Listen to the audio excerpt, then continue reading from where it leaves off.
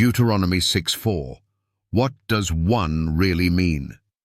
Hear, O Israel, the Lord our God, the Lord is one. Deuteronomy 6:4.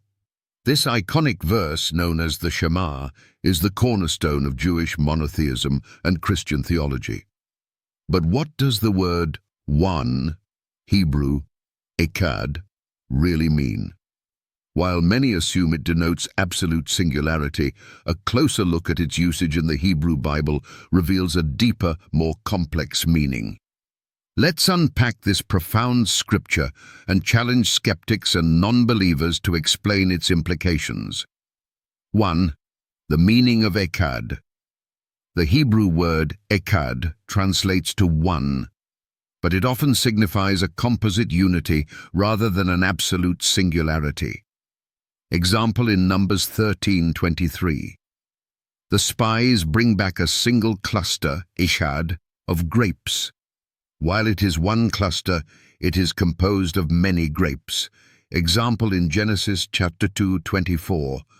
They shall become one Echad flesh, referring to the union of two people in marriage, a composite unity. Challenge. If God's nature is purely singular, why does the Bible use a word that frequently denotes composite unity?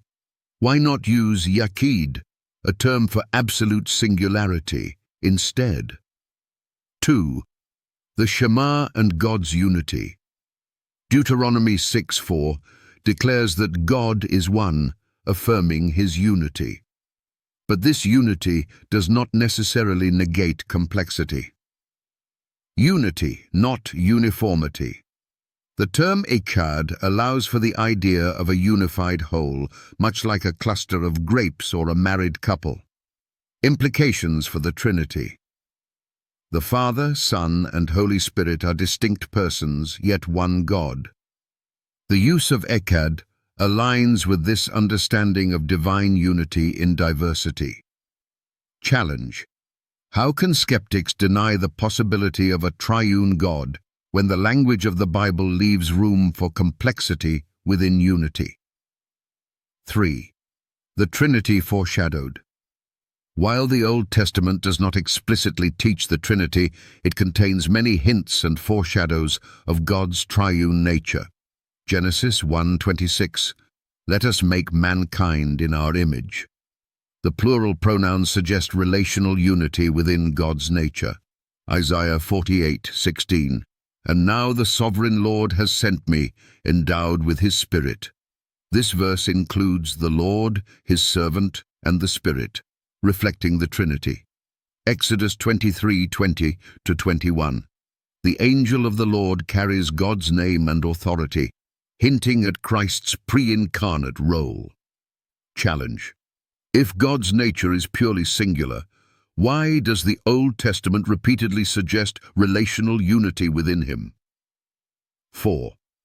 Counter-arguments and responses.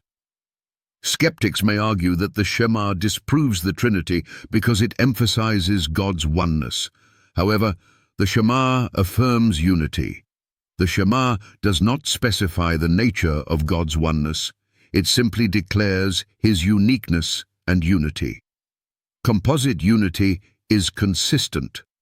The use of Echad is consistent with the Trinity, where God is one in essence but exists in three persons.